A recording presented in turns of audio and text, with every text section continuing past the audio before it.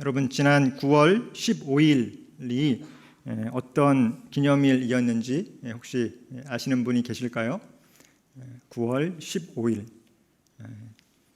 이날은 바로 인천 상륙작전이 일어난 지 71주년이 되는 그러한 날이었습니다.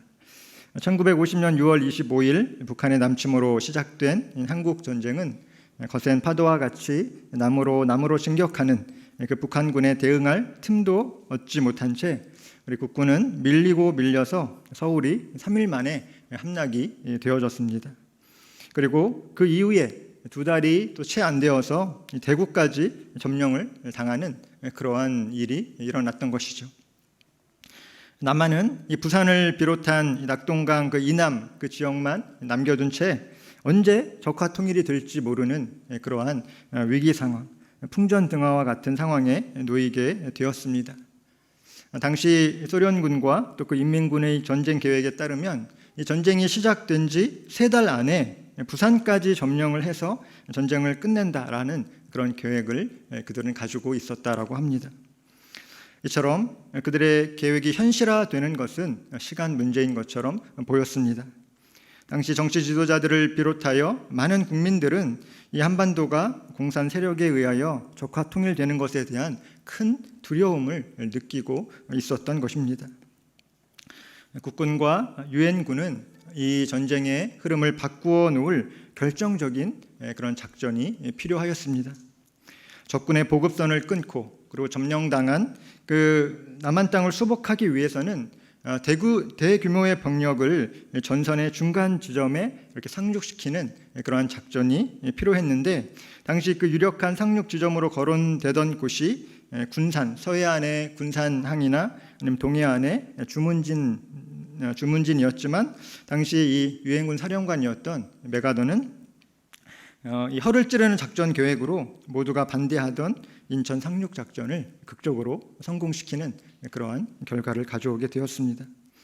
그 이후에 이 유엔군과 또 이 국군이 이 전쟁에 이 전세를 반전시켜서 또 북진할 수 있는 그런 발판을 마련하게 되었고 이후 한 달이 채 안 되어서 우리 국군 3, 4단이 처음으로 38선을 넘어 북진을 하였는데 이날이 바로 10월 1일이었다라고 하는 것이죠. 그래서 10월 1일이 오늘날 이 국군의 날로 이렇게 기념해서 우리가 이렇게 기념일로 지키고 있다라고 하는 것을 제가 어떻게 이렇게 잘 알 수 있을까요? 제가 이 3사단 우리 백골부대로 잘 알려진 3사단 출신이기 때문에 3년 동안 수없이 들었던 이야기가 이러한 이야기였습니다. 역사와 전통을 자랑하는 부대, 북한군이 가장 두려워하는 부대가 바로 3사단이다라는 그런 세뇌에 가까운 이야기를 듣다 보니까 이런 이야기를 이렇게 설교의 예화에 주로 사용을 하게 됩니다. 저희 아내는 설교 예화로 군대 이야기 좀 그만했으면 좋겠다라고 그렇게 이야기하는데 제가 또 군대 이야기를 한다고 아마 집에 가서 또 뭐라고 한 소리를 들을지도 모르겠습니다. 그런데 제가 왜 이런 이야기를 예화에서 하느냐, 그냥 하는 것은 아니겠죠. 저도 이제 생각을 하고 이 서론을 어떻게 작성해야 잘 들리는 이 설교를 만들 수 있을까 고민이 많이 있습니다. 그래서 이 예화를 한 이유가 있습니다. 오늘 본문을 보면요, 유대와 또 히스기야 왕이 처한 상황이 바로 인천 상륙 작전 그 이전에 우리나라 이 남한의 상황과 너무 비슷한 것 같아서 제가 이 서론에서 이러한 이야기를 꺼내게 되었습니다. 당시 시대적 상황을 보면 히스기야 왕, 여러분 알고 계시죠? 히스기야 왕이 유다의 왕위에 오른 지 7년째 되던 해에 북왕국 이스라엘이 아수르에 의해 패망하는 그러한 사건이 일어나게 됩니다. 그리고 이후 히스기야 왕이 재위한 14년째에 아수르 왕 사네립이 드디어 유다를 침공하는 것이죠. 유다를 침공해서 무려 46개의 성읍을 점령하고 또 20만이 넘는 그러한 유대의 군사들을 포로로 잡아가는 그러한 일들이 일어나게 된 것입니다. 그리고 이제 이 예루살렘도 곧 점령당할 그런 위기 앞에 놓이게 되었습니다. 상황이 이렇게 급박하게 돌아가니까 이 히스기야 왕이 어떻게 하면 이 위기를 모면할 수 있을까? 이렇게 신앙적으로 이것을 접근해 했어야 되는데 처음에 이 위기를 이렇게 겪었을 때는 인간적인 생각이 있었던 것 같아요. 그래서 아수르 왕에게 막대한 양의 조공을 바쳐서 그 위기를 모면하려고 했던 그런 기록이 성경에 이렇게 나와 있습니다. 그가 이 아수르 왕에게 바친 그런 예물은 왕궁의 보물은 물론이고 또 성전 문에 입혀 있던 그 금까지 다 이렇게 벗겨내서 조공으로 바쳤다라고 하는 그런 기록이 있습니다. 그토록 하나님을 잘 믿었던 우리 젊은 왕 우리 히스기야도 그 인간적인 공포, 갑작스럽게 찾아온 그런 위협 앞에 그 공포가 너무나도 컸기 때문에 거기에 제대로 기도해 보지도 못하고 또 그 나라의 재정을 다 털어서 아수르를 회유해 보려고 했던 그런 시도를 우리는 볼 수 있습니다. 이처럼 사정이 너무 다급해지면 또 갑작스러운 위기가 찾아오면 신앙이 좋았던 사람들도 본능적으로 인간적인 수단에 의지를 하게 된다라고 하는 것입니다. 히스기야도 그런 실수를 범하였는데요. 하지만 그러한 인간적인 방법이 그 이후에 유대 나라를 지켜줄 수가 없었다라고 하는 것이죠. 아수르는 유다로부터 챙길 것은 다 챙긴 다음에 그 약속을 어기고 거침없이 대군을 몰아 다시 예루살렘으로 진격해 왔다라고 하는 것입니다. 또다시 위기 상황을 맞이하게 된 히스기야로서는 정말 기가 찰 만한 그러한 일이었습니다. 하나님께 대한 신앙과 또 그 열심을 가지고 나라를 거룩하게 개혁하려고 많은 노력을 했는데 지금 이런 외부로부터의 어려움을 당하게 된 것입니다. 아마도 그는 마음속으로 내가 하나님께 이렇게 충성을 다했는데 어떻게 하나님이 나한테 이렇게 하실 수 있는가라고 하면서 하나님께 항변하고 또 하나님을 원망했을지도 모릅니다. 그런데 여러분, 믿음의 사람에게도 환난은 찾아올 수 있다라고 하는 것을 우리는 잊지 말아야 할 것입니다. 우리가 요즘 새벽마다 성경 어디 말씀을 묵상하고 있죠? 욥기 말씀을 묵상하고 있습니다.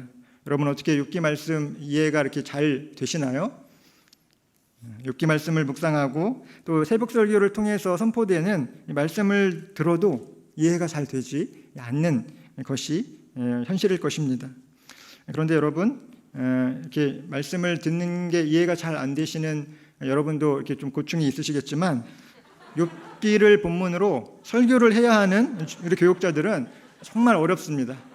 요즘 사무실에 가면 여기저기서 이렇게 한숨 소리가 이렇게 들려오는데 그건 바로 욥기를 어떻게 내일 내가 욥기 설교해야 되는데 어떻게 설교해야 될지 모르겠어요라고 고민하는 우리 동역자들이 이렇게 그런 고백, 그런 고충을 이렇게 함께 나누기도 하는데요. 오늘 새벽에 제가 욥기 7장 말씀으로 설교를 했습니다. 새벽 예배 이렇게 나오신 분들은 아시겠지만 본문의 내용을 풀어서 해석하고 또 적용하는 것도 그 과정이 상당히 어려웠습니다. 그런데 더 어려웠던 것이 있었습니다. 그것은 무엇이었을까요? 바로 우리 성도님들의 반응이었습니다. 평소 같으면 제가 이렇게 말씀을 전하면 또 말씀을 듣는 가운데 우리 성도님들이 고개도 끄덕이시고 또 아멘으로 화답해 주시는 분들도 계신데 오늘 새벽 같은 경우에는 많은 분들이 미동도 하지 않고 거의 표정이 없이 무표정으로 말씀을 듣고 계시니까 제가 좀 당황이 되었습니다. 더군다나 이제 설교 말미에 보통 예수님의 이름으로 축원합니다 이렇게 하면서 마무리를 짓는데 오늘은 아무도 아멘을 안 하시고 담임 목사님만 아멘으로 이렇게 화답하시는 거를 이렇게 제가 보면서 내가 이 설교 준비를 잘 못해서 성도님들의 반응이 참 별로 안 좋구나라는 그런 생각이 드는 것이었습니다. 그러면서 문득 어제 교육자실에서 어떤 전도사님께서 저에게 하신 그 말씀이 생각이 나는 거예요. 목사님 내일은 새벽 설교도 하시고 수요 예배 설교도 하셔야 되는데 준비하는데 힘드시지 않으세요? 라고 어떤 전도사님께서 저에게 그렇게 물어보셨습니다. 여러분 제가 어떻게 대답했을까요? 목사가 이 정도는 기본으로 해야 하는 거 아니에요? 라고 그렇게 대답을 했습니다. 그런데 새벽 예배 설교를 마치고 그렇게 교만하게 대답한 게 참 후회가 되는 것이었습니다. 차라리 한 일주일 전에 미리 얘기해서 설교 순서를 좀 바꿔달라고 요청을 할 걸 그랬나 하는 그러한 생각도 들고 그랬습니다. 그래서 여러분, 특별히 우리 새벽 예배 나오시는 성도님들은 비록 욥기 말씀이 잘 이해가 안 된다고 할지라도 우리 설교자들의 이 노고를 좀 기억해 주시고 고개도 좀 끄덕여 주시고 또 반응도 좀 보여주시면 어렵게 설교를 준비하는 우리 교육자들에게 큰 힘과 격려가 될 것 같습니다. 네, 내일부터 좀 잘 좀 부탁드리도록 하겠습니다. 네, 감사합니다. 다시 본론으로 좀 돌아가서 이야기를 이렇게 이어나가면요. 이 욥기 계속 묵상하고 있는데 우리가 욥기를 통해 깨닫게 되는 것이요. 믿음의 사람에게 찾아오는 시련이 분명히 있지만 그 시련이 괜히 찾아오는 것이 아니다라고 하는 것입니다. 그 시련은 하나님의 역사하심과 또 더 크신 하나님의 영광을 보여주기 위한 하나의 과정이다라고 하는 것을 우리는 욥기를 묵상하면서 그것을 발견할 수 있는 것입니다. 그렇기 때문에 우리 믿음의 사람들은 고난의 순간에도 잠잠히 기도하면서 또 담대한 믿음을 가지고 또 하나님의 응답하심을 기다리며 인내하며 또 소망 가운데에 그 시련에 그 고통에 맞서야 한다라고 하는 것이 이 욥기를 통해서 또 우리에게 보여주시는 그러한 하나님의 뜻이 아닌가라는 그런 생각을 해보게 되었습니다.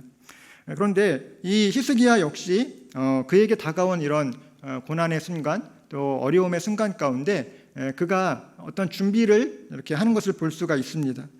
일단 인간적으로 할 수 있는 모든 준비를 다 하고 있는 히스기야의 모습을 우리가 오늘 본문을 통해 찾아볼 수 있는데요. 첫 번째는 역대하 32장 오늘 그 본문 3절 말씀을 보니까요. 그의 방백들과 용사들과 더불어 의논하고 성 밖의 모든 물 근원을 막고자 하매 그들이 돕더라라고 오늘 본문은 말씀하고 있습니다. 이것은 어떤 내용인가 하면 아수르의 그 포위 공격에 대비해서 이제 예루살렘 성 안에서 성 밖으로 흘러나가는 그러한 물줄기를 메워버리는 그러한 작전을 지금 이 히스기야가 그런 작전 계획을 실행하고 있는 것입니다. 만약에 예루살렘이 아수르 군대에 의해 포위된다 할지라도 그들이 식수를 얻을 수 없도록 이렇게 물줄기를 메워버리는 그러한 장면을 우리가 살펴볼 수 있고요. 또 두 번째로 히스기야는 무너진 성벽을 보수하고 군대를 정비하는 그러한 모습을 보여주었습니다. 본문 5절 말씀 우리 한번 같이 읽어보도록 하겠습니다. 시작. 히스기야가 힘을 내어 무너진 모든 성벽을 보수하되 망대까지 높이 쌓고 또 외성을 쌓고 다윗 성의 밀로를 견고하게 하고 무기와 방패를 많이 만들고. 아멘. 보통 우리가 그 자신을 압도하는 그런 어떤 두려움에 묶이게 되면 망연자실할 경우가 생기게 됩니다. 이 두려움이 너무나도 크게 나에게 느껴지는 나머지 아무것도 하지 못하고 아무것도 준비하지 못하고 속수무책으로 그 어려움을 당하게 되는 경우들도 있지만 히스기야는 그런 어려운 상황 가운데서도 힘을 내었다라고 하는 것입니다. 힘을 내어서 무너진 모든 성벽을 보수하고 또 무기와 방패를 만들고 지휘관들을 체계적으로 배치하면서 전투를 준비하고 있는 그의 모습을 우리는 확인할 수 있는 것이죠. 이처럼 우리가 하나님의 도우심을 의지하는 것이 너무 중요하지만 또 하나님의 도우심을 의지한다고 하면서 내가 할 수 있는 준비를 게을리하는 그것은 또 곤란하다. 그것은 안 되는 것이다라고 하는 그 교훈을 얻을 수 있는 것입니다. 하나님은 우리 가운데 역사하실 때에 우리의 부지런한 손을 통해서 하나님은 역사하시고 또 우리가 준비하고 노력한 것 위에 하나님의 크신 능력을 덧입혀 주신다라고 하는 것을 우리는 기억해야 할 것입니다. 그러므로 오늘날 우리의 삶의 현장에서 우리가 부딪히는 수많은 위기들이 찾아올 때에 또 수많은 어려운 상황들을 우리가 만나게 될 때에 하나님이 알아서 하시겠지라고 하는 그 믿음이 아니라 하나님을 전적으로 의지하지만 또 우리 한 손에 하나님의 말씀을 가지고 또 다른 한 손에는 우리가 할 수 있는 최선의 것들을 준비해서 또 우리가 그 위기의 상황을 또 잘 돌파할 수 있는 그런 저와 우리 일사랑의 모든 지체들 되어지시기를 예수님의 이름으로 축복합니다. 아멘. 또 세 번째로 보면요, 히스기야는 믿음의 언어로 백성들을 격려하고 위로하였다라고 하는 것을 우리는 살펴볼 수 있습니다. 오늘 본문 7절과 8절 말씀 좀 긴데요, 다시 한번 말씀 같이 읽어보도록 하겠습니다. 시작. 너희는 마음을 강하게 하며 담대히 하고 아수르 왕과 그를 따르는 온 무리로 말미암아 두려워하지 말며 놀라지 말라. 우리와 함께 하시는 이가 그와 함께하는 자보다 크니 그와 함께하는 자는 육신의 팔이요 우리와 함께 하시는 이는 우리의 하나님 여호와시라. 반드시 우리를 도우시고 우리를 대신하여 싸우시리라 하매 백성이 유다 왕 히스기야의 말로 말미암아 안심하니라. 아멘. 아멘. 이렇게 히스기야 왕은 아수르의 침공에 대비해서 자신이 할 수 있는 그러한 모든 일들을 다 하고 또 믿음의 언어로 백성들을 격려하고 또 위로하였다라고 하는 것입니다. 여러분, 우리는 연약한 존재이죠. 그렇기 때문에 앞에서 그 히스기야 왕이 실수했던 것처럼 그 위기의 순간에 인간적인 방법을 의지할 수가 있습니다. 그리고 또 위기의 순간에 우리의 언어 체계가 굉장히 부정적으로 이렇게 작동할 수가 있다라고 하는 것이죠. 그런데 이 부정적인 언어는 자신뿐만이 아니라 또 다른 지체들에게도 좋지 않은 그러한 영향을 끼칠 수가 있습니다. 그러나 그렇기 때문에 우리는 어떤 상황에서도 또 우리 하나님의 사람들은 어떤 상황에서도 이 믿음의 언어를 잃지 말아야 한다라고 하는 것입니다. 나뿐만 아니라 우리 공동체의 영적인 유익을 위해서도 우리는 믿음의 언어로 서로를 격려하고 세워 주어야 할 것입니다.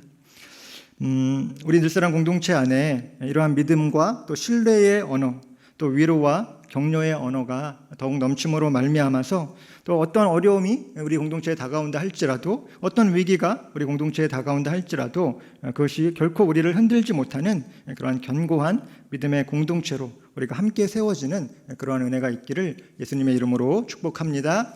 아멘. 이렇게 히스기야 왕이 모든 준비를 다 마쳤을 때에 이제 드디어 아수르의 포위 공격이 시작이 됩니다. 아수르 왕 사네립은 먼저 부하들을 보내서 유다 백성들을 위협하고 또 회유함으로써 싸우지 않고 이렇게 이길 수 있는 그런 전략을 폈습니다. 특별히 사네립의 이 부하 중에는 유다 언어에 능통하고 또 심리전에 뛰어난 랍사게라는 이 사람이 있었는데요. 이 사람을 보내서 유다 백성의 마음을 흔들어 놓고자 하는 그러한 이 아수르 왕의 계획을, 그런 계략을 우리는 본문을 통해 볼 수 있습니다.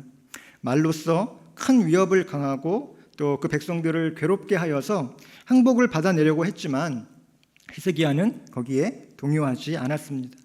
오히려 히스기야는 선지자 이사야와 더불어 하나님을 향하여 부르짖어 기도하였던 모습을 우리는 본문에서 볼 수가 있는 것입니다. 오늘 본문 20절을 보면 이러므로 히스기야 왕이 아모스의 아들 선지자 이사야와 더불어 하늘을 향하여 부르짖어 기도하였더니라고 기록하고 있습니다. 이렇게 부르짖는 기도에 하나님은 어떻게 응답하셨을까요? 우리 함께 21절 말씀 같이 읽어보도록 하겠습니다. 시작. 여호와께서 한 천사를 보내어 아수르 왕의 진영에서 모든 큰 용사와 대장과 지휘관들을 멸하신지라. 아멘. 이사야서에도 이날의 사건이 이렇게 동일하게 기록이 되어 있는데요. 이사야 37장 36절을 보면 여호와의 사자가 나가서 아수르 진중에서 18만 5천 명을 쳤으므로 아침에 일찍이 일어나 본즉 시체뿐이더라라는 그 말씀이 기록되어져 있습니다. 사랑하는 늘사랑 우리 교회 성도 여러분, 우리가 이 사건을 통하여 얻을 수 있는 그런 교훈은 무엇일까요?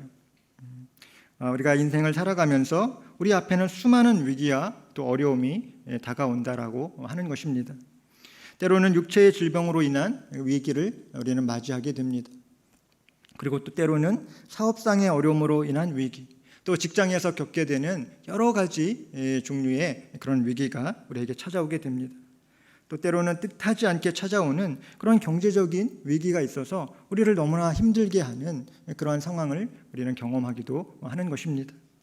이렇게 참으로 많은 위기와 어려움을 만나게 되는 것이 우리의 인생인 것입니다. 그러나 어떠한 어려움이 다가온다 할지라도 또 때로는 내가 감당하기 너무나 힘든 그런 위기를 만난다 할지라도 우리의 해답은 언제나 똑같아야 한다라고 하는 것을 여러분 기억하시기 바랍니다. 그 해답은 무엇일까요? 그것은 바로 우리와 함께 하시는 주님이 내가 두려워하는 그 어떤 것보다 훨씬 더 크고 더 강하신 분임을 믿음으로 고백하는 것입니다. 여호와 하나님께서 반드시 우리를 도와주시고 또 예수님께서 우리를 대신해서 우리의 싸움을 대신 싸워주실 것을 우리는 믿음으로 고백해야 할 것입니다. 그래서 이하는 이러한 믿음으로 하나님 앞에 간절하게 기도하였습니다. 바라기는 저와 여러분 역시 우리가 이러한 믿음의 기도를 통하여 또 우리의 안전한 피난처와 또 완전한 도움이 되시는 그 하나님의 능력의 역사를 우리의 삶의 현장에서 날마다 경험하며 승리의 노래를 부르는 그러한 은혜가 있기를 예수님의 이름으로 축복합니다. 아멘. 이제 말씀을 마치겠습니다. 워렌 위어스비라는 그러한 유명한 목사님은 두려움에 대해서 이렇게 이야기하셨습니다. 두려움이 몰려올 때의 최고의 치료법은 즉시 하나님을 찬양하는 것이다 라고 말씀하셨습니다. 또 과거 알렉산드리아의 교부 클레멘트는 이렇게 이야기했습니다. 하나님이 어디에든 계심을 확신하는 이들에게 삶은 언제나 축제와 같다라는 그런 이야기를 했습니다. 이 시간에 우리가 함께 그 하나님의 능력과 또 하나님의 행하심을 또 찬양하며 또 기도의 자리로 나아가기를 원합니다.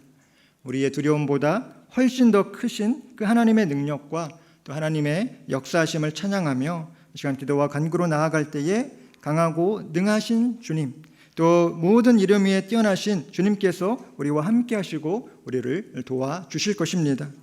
우리에게 영원한 생명과 또 구원을 주시는 그 주님 앞에 우리가 그 주님의 이름을 찬양하며 시간 찬양하며 나아갈 때 그 안에서 또 더 풍성한 은혜를 경험하는 우리 모두가 되어지시기를 주님의 이름으로 축복합니다. 아멘.